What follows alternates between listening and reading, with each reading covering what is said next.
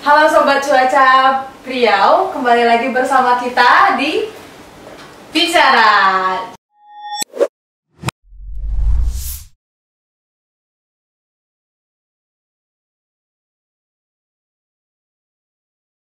Jadi hari ini kita kedatangan tamu yang tak kalah spesial ya. Kebetulan kita lagi habis apa nih Pak? Ujian ya? Ujian kita. Habis ujian yang cukup menguras energi ya. Tenaga. Jadi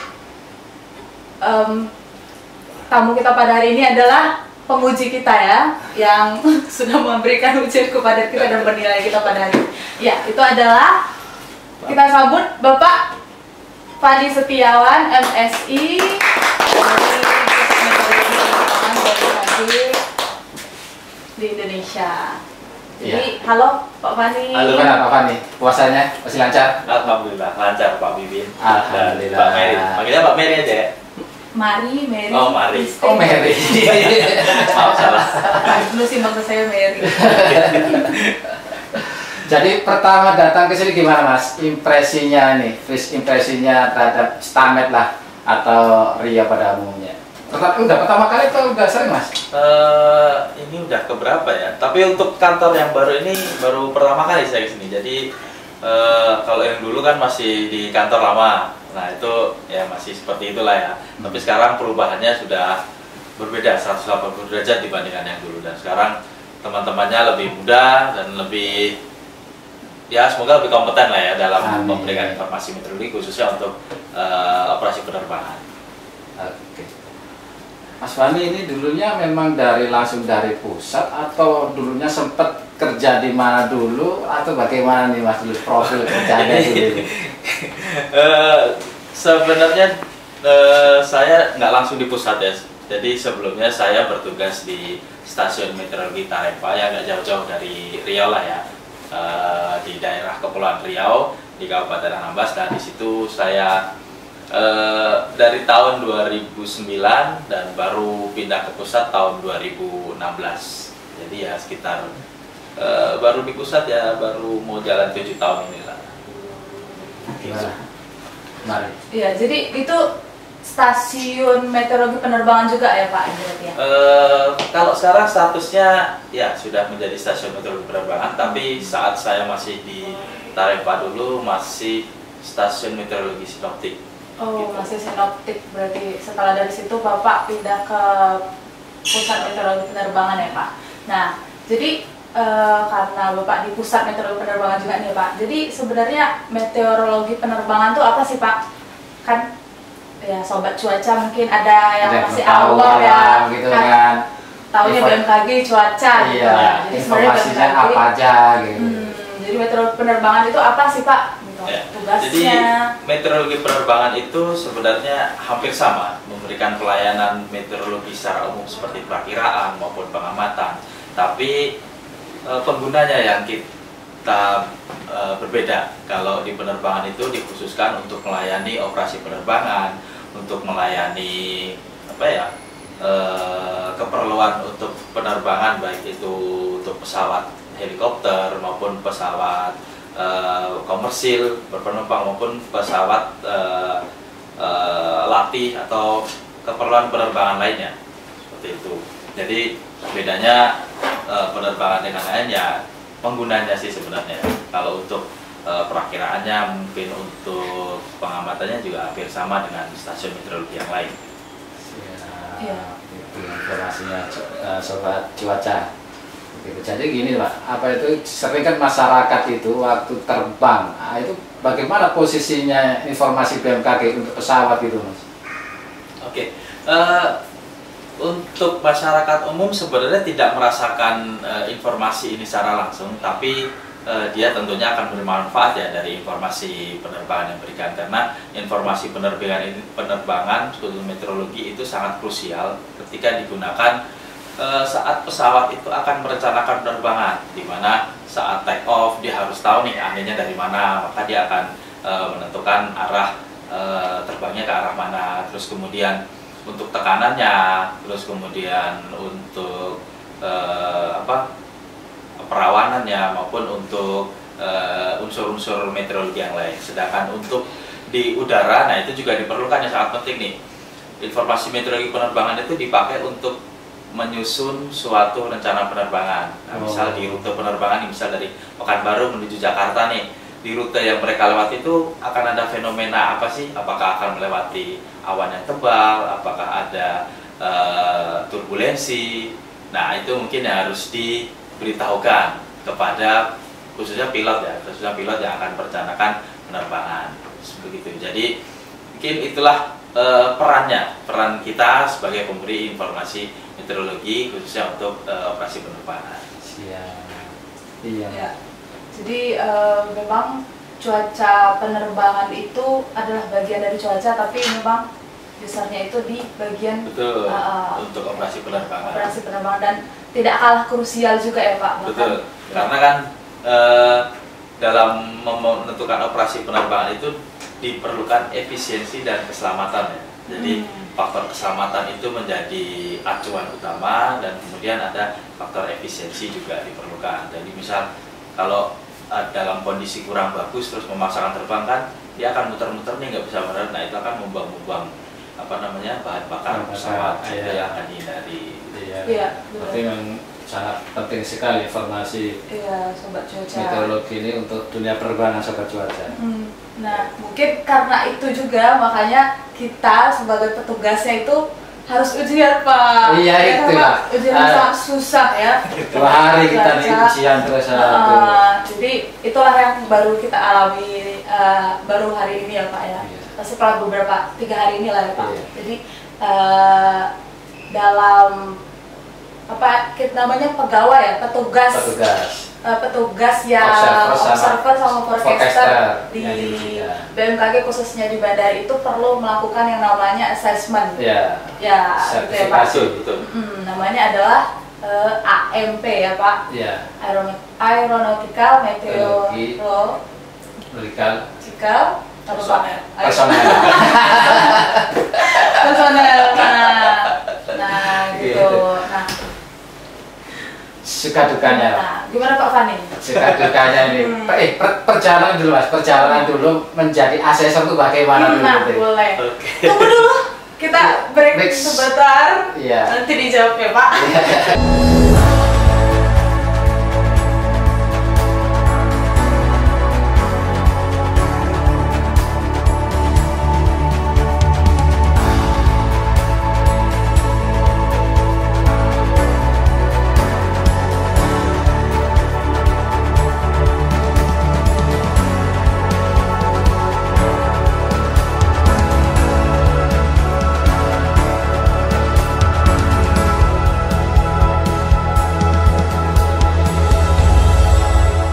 Sekolah Tinggi Meteorologi, Klimatologi, dan Geofisika atau disingkat STMKG merupakan perguruan tinggi kedinasan yang mengedepankan pendidikan akademis dan pendidikan semiliter guna menghasilkan taruna-taruni yang tidak hanya cakap dan tanggap dalam mengutarakan gagasan, tetapi juga kuat secara fisik dan mental.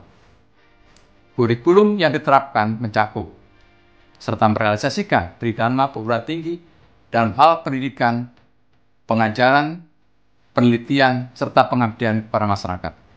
Oke, sahabat cuaca. Kembali lagi di bicara.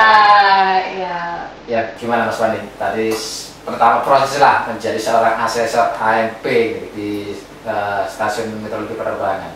Ya, untuk menjadi asesor itu tidak memerlukan syarat khusus, tapi memang ada beberapa ujian yang harus dilalui. Kalau proses terakhir itu ada uji tertulis di mana kita harus menguasai beberapa regulasi nih, regulasi terkait pelayanan maupun regulasi terkait tata cara memperkirakan maupun regulasi terkait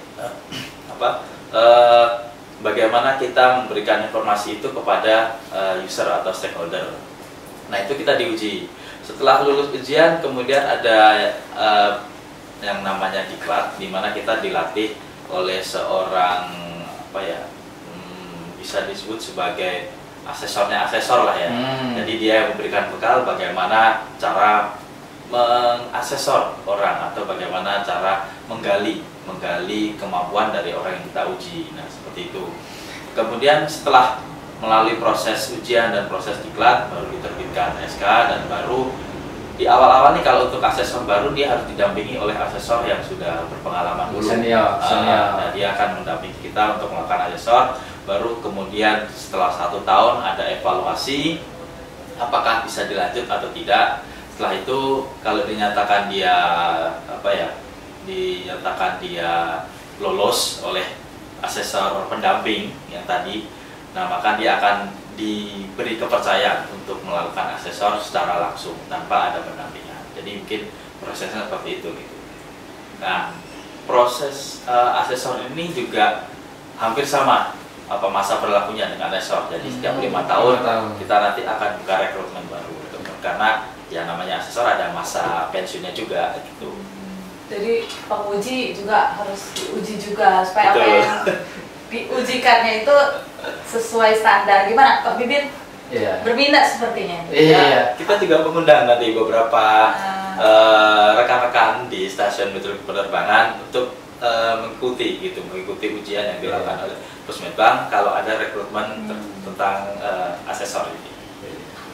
Saya itu kalau ujian itu susahnya itu untuk penghafal kitab peraturan itu susah itu. Sebenarnya tidak perlu menghafal saat akan ujian karena peraturan itu kan sudah ada, terus kemudian kita juga praktekkan setiap hari secara operasional. Kalau kita sudah praktek secara operasional mengikuti peraturan yang ada, ya nggak perlu dihafal karena udah terbiasa dengan pekerjaan sehari-hari gitu. Ya, tapi kadang-kadang gini ya Pak ya, kita di stasiun itu kurang update mengenai peraturan itu kadang-kadang waktu membaca beda, kadang-kadang sesama petugas lah ya. Setelah petugas itu sering berdebat, ini Bu Marini yang paling muda, paling fresh, sering sebagai rujukan kami. Makasih Pak ya. Kalau kadang-kadang saya juga sesat juga sih. Ya tidak luput dari kesalahan. Ya jadi Pak, AMP apa sih yang dinilai saat AMP itu, apa sih yang dinilai asesor itu untuk menguji observer forecaster? Apa kriteria yang dibutuhkan oleh seorang AMP yang AMP atau Aeronautical Maritime Personnel itu wajib lisensinya itu wajib dimiliki oleh setiap orang yang memberikan pelayanan informasi untuk operasi penerbangan. Nah, itu tertuang di Aneks 1 tuh ya, personal licensing. Nah, di Aneks itu utamanya semuanya itu harus punya lisensi dulu. Nah, ini. Jadi, kalau di meteorologi itu terbagi menjadi 2, itu ada prakirawan, yang kedua ada observer. Nah, sebenarnya sama prosesnya. Proses yang dinilai juga sama, yaitu pemahaman mereka terhadap SOP yang ada, terus kemudian bagaimana dia memberikan pelayanan, terus bagaimana dia berkomunikasi kepada user, kemudian ada lagi bagaimana dia mendesiminasikan informasi. Nah, itu semua aspek itu dinilai. Terus yang tidak kalah penting adalah kedisiplinan dari dari masing-masing personel itu, bagaimana dia datang tepat waktu, menggunakan atribut kelengkapan. Nah, seperti itu juga menjadi penilaian kami. Kemudian aspek lain yang dinilai juga tentunya kemampuan atau pengetahuan umum. Kalau di di observer itu ada pengetahuan tentang bagaimana mengamati ini, mengamati itu. Kalau di prakirawan juga bagaimana dia membuat perakiraan yang benar, itu proses seperti apa. Nah, itu juga menjadi penilaian juga. Panjang juga dan rumit gitu. Ya, kalau menjadi asesor memang mesti banyak baca peraturan sih. Jangan banyak main game. Siapa itu Pak? Itu. Ya, jadi kita harus belajar, asesor juga harus belajar juga. Betul. Harus lebih duluan. Kadang asesor itu juga mendapatkan feedback juga. Kalau ada, kan yang lebih berpengalaman di lapangan itu adalah yang diuji ya, teman-teman di daerah. Nah, kadang mereka punya suatu kasus yang kita, oh iya ternyata begini ya, makanya itu perlu kita sesuaikan dan kita jadikan bahan kajian untuk merubah suatu SOP, ya, itu bisa juga terjadi Untuk itu. pengembangan lagi ya. Betul, lagi untuk ada penyesuaian gitu. Kalau untuk ini Mas, untuk kedepannya, kita kan di BMKG itu berkembang Mas, dari sisi peralatan ataupun SDM-nya, itu kan harus berjalan beriringan. Nah, sekarang kan sudah banyak tuh mulai peralatan canggih-canggih itu. Nanti SDM itu seperti apa kondisi kedepannya BMKG itu? Apa digantikan dengan alat atau memang perlu SDM, perlu SDM gitu? Di dunia penerbangan lah khususnya gitu. Kalau digantikan dengan alat, nah ini juga problem juga nih. Kalau di tempat-tempat yang bandar udara yang kurang besar atau di daerah terpencil, mungkin bisa karena kita investasi alat tanpa menaruh orang kan bisa juga gitu. Kan juga misalnya Mas Bibi nih ditempatin daerah pelosok kan pasti nggak mau kan dengan ini sendirian gitu kan. Makanya kita taruh alat saja gitu. Nah itu salah satu cara gitu. Nah kalau untuk di bandara besar dengan intensitas penerbangan yang tinggi, frekuensi penerbangan yang tinggi, nah itu tetap harus ada manusianya sebagai quality control dari peralatan. Kemudian juga manusia itu yang menentukan bahwa fenomena seperti ini berdampaknya apa sih kepada penerbangan. Nah itu kan nggak bisa dimiliki oleh alat gitu. Nah jadi ke depan itu kompetensi yang harus dimiliki itu selain memahami fenomena cuaca sekitar, kemudian dia juga harus bisa memahami fenomena berbahaya apa saja yang bakal terjadi dan berbahaya untuk operasi penerbangan. Kemudian dia juga harus bisa menginventarisasi atau mengenali cuaca ini dampaknya apa sih ke penerbangan. Kalau sekarang bahasa kerennya impact based forecast ya. Itu. Terus kemudian juga yang nggak kalah penting ini orangnya itu juga harus bisa mengenali alatnya gitu. Jadi kalau kita mau meng-quality control suatu data dari peralatan, kita kan harus mengenali dalamnya alat nih. Nah, seperti itu. Jadi untuk informasi meteorologi ke depan juga kita mau nggak mau nih harus bisa memahami bahasa peralatan. Gitu. Tambah lagi bahasa kita, bahasa ibu, bahasa Inggris, bahasa Indonesia, tambah peralatan. Aduh, puyeng dari itu. Iya. Tapi memang itu semuanya lagi karena memang perkembangan zaman ya Pak ya. Dan juga dampaknya itu positif juga untuk memang kayak yang Bapak bilang tadi yang di pelosok itu bisa untuk menambah perapatan data, juga alat itu juga yang udah investasikan oleh BMKG, tentunya alat-alat yang bagus juga ya Pak ya. Ya. Jadi Pak, kira-kira kalau ada itu kan kalau misalnya otomatisasi berarti ada perubahan di prosedurnya gitu ya Pak. Berarti kriterianya bakalan berubah nggak AMP 5 tahun lagi? Kriteria yang dimiliki pasti lebih tinggi daripada sekarang gitu. Misal kalau Mas Bibi dulu nih masih zaman mudanya nih, alatnya cuma yang di alat-alat konvensional. Iya, konvensional. Sekarang udah alat otomatis, berarti kan dia harus mengenali nih perbedaan antara alat konvensional dan alat otomatis. Tidak menutup kemungkinan dalam 5 atau 7 tahun mendatang peralatannya lebih canggih lagi dari sekarang. Nah kita harus mengenali peralatan itu lagi gitu dengan cara ya mau nggak mau kita harus memahami bahasa pemrograman gitu. Jadi ke depan itu nanti kita mau lihat data itu ya dengan cara-cara tidak seperti sekarang, bisa seperti itu. Iya, tadi juga kita ada diskusi ya Pak ya, tentang yang saya agak sedikit nggak paham sih Pak, tapi kita break dulu. Kembali lagi di Bicara.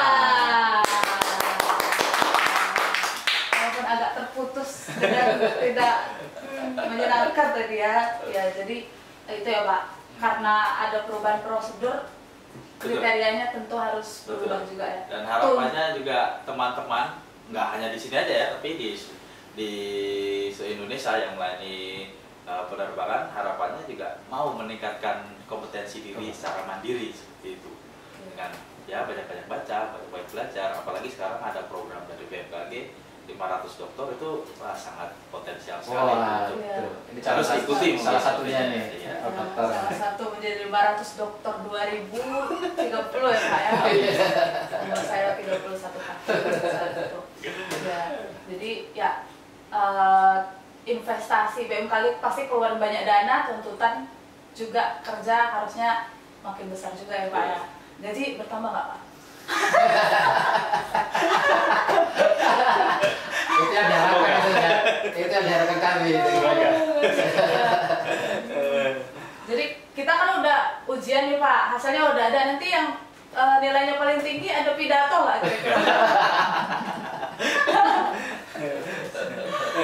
Dan nanti bisa didiskusikan internalnya.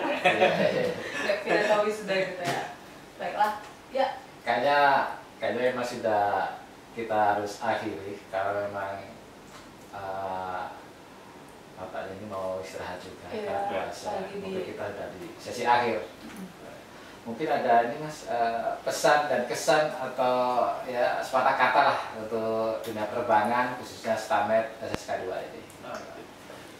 Untuk Stamed SSK 2 Pekanbaru, terima kasih atas sambutannya dan sudah menyediakan waktu luang dan dapat memberikan sharing di podcast ini.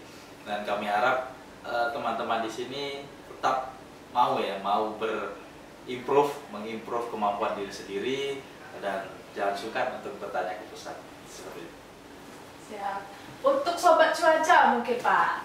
Iya. Oke, untuk sobat cuaca Riau dari BMKG Riau, terus pantau informasi meteorologi, baik itu perakiraan, maupun peringatan dini dari BMKG Riau, tentunya yang terpercaya di wilayah Riau, dan jangan lupa untuk download dan install aplikasi Info BMKG. Terima kasih.